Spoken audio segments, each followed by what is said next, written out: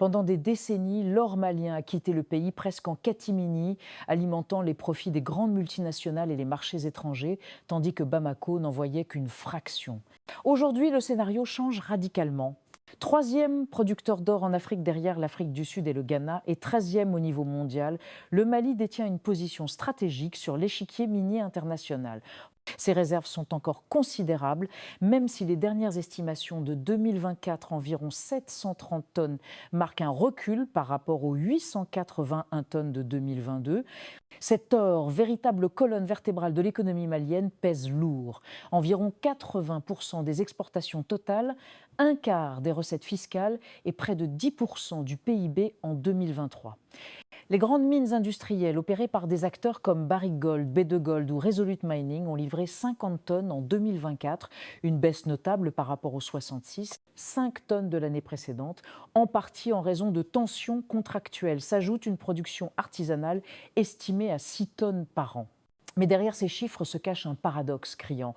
Malgré cette richesse, le Mali ne conserve presque pas d'or dans ses coffres. Contrairement à la France qui stocke des réserves conséquentes sans avoir de mines, Bamako a vu ses lingots partir vers la Suisse, Dubaï ou la Chine sans passer par une raffinerie nationale. Cette absence de réserves stratégiques trouve ses racines dans un héritage colonial, une dépendance aux circuits étrangers et un trafic d'or parallèle qui échappe aux registres officiels. Face à cette situation, le gouvernement de transition a décidé d'opérer un tournant historique.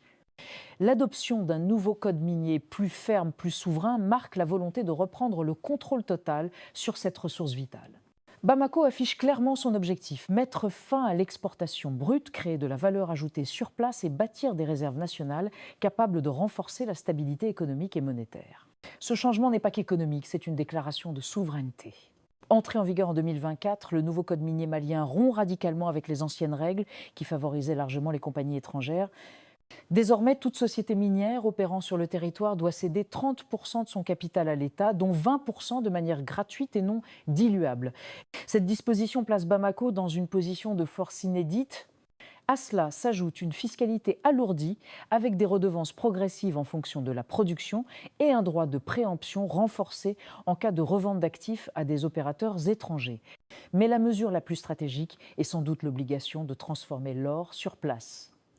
Les multinationales ne peuvent plus se contenter d'exporter du minerai brut. Elles doivent participer à la création d'unités locales de raffinage et s'approvisionner auprès de fournisseurs nationaux. Ce cadre légal transforme le rôle du Mali de simple fournisseur de matières premières. Il devient acteur de la chaîne de valeur. Même les géants comme Endeavour Mining, un des plus gros producteurs d'Afrique de l'Ouest, ont accepté ces nouvelles règles. Les raisons sont multiples. Stabilité relative de l'environnement minier malgré la transition politique, abondance de ressources encore sous-exploitées, coûts d'extraction parmi les plus bas du continent et perspectives offertes par le marché régional. Pour ces acteurs, s'adapter vaut mieux que risquer une expropriation ou la perte de permis d'exploitation. Ce code redessine aussi la relation entre l'État et les investisseurs. Les contrats sont désormais plus transparents avec des clauses anti-évasion fiscale ciblant les manipulations de prix de transfert, une pratique courante pour réduire artificiellement les bénéfices déclarés. En fermant cette porte, Bamako espère récupérer des centaines de milliards de francs CFA supplémentaires chaque année. Ce durcissement, loin de décourager les investisseurs, envoie un signal fort. Le Mali veut des partenaires, pas des prédateurs. Avant la réforme, l'or rapportait environ 300 milliards de francs CFA par an à l'État, soit à peine 7% du PIB. Les projections officielles estiment que d'ici 2028, les recettes pourraient doubler pour atteindre 600 milliards, à condition que les clauses soient strictement appliquées. La part de l'or dans le PIB pourrait ainsi passer de 7% à 12%. Au-delà des recettes fiscales directes, la réforme devrait permettre d'économiser plus de 50 milliards de francs CFA par an en limitant les pertes liées au prix de transfert et au trafic d'or hors circuit officiel.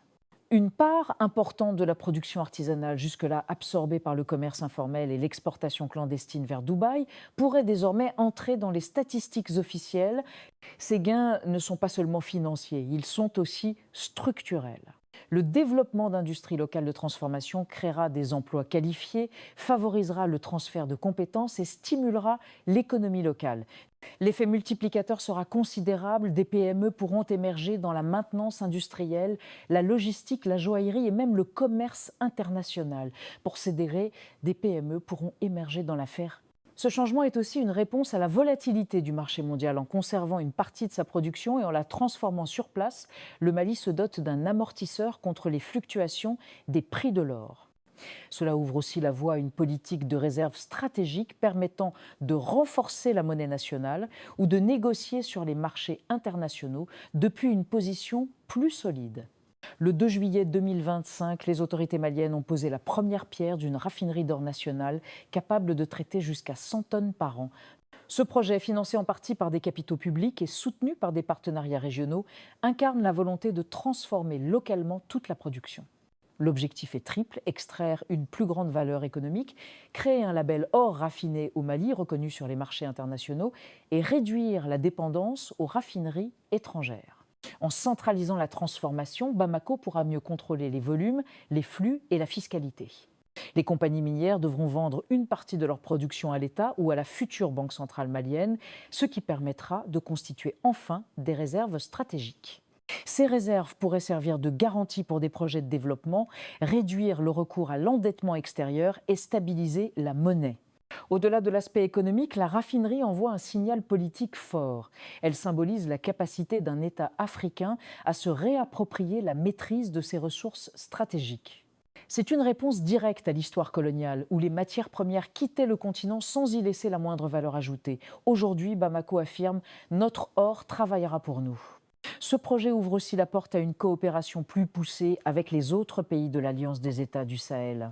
En mutualisant les capacités de raffinage et les réseaux de distribution, ces États peuvent peser davantage sur les marchés mondiaux, imposer leurs conditions et défendre leurs intérêts collectifs. Le Mali ne cherche pas seulement à améliorer ses finances, il veut montrer qu'un pays africain peut inverser le rapport de force avec les multinationales, même dans un contexte politique instable. Cette réforme inspire déjà des débats au Burkina Faso, au Niger et dans d'autres nations riches en ressources. La stratégie malienne repose sur un équilibre, nationalisé partiellement sans effrayer les investisseurs rationnels, transformé localement pour créer de la valeur et conserver une part stratégique pour renforcer la souveraineté monétaire. L'idée n'est pas de fermer les portes aux capitaux étrangers, mais de faire en sorte que chaque gramme d'or contribue au développement national.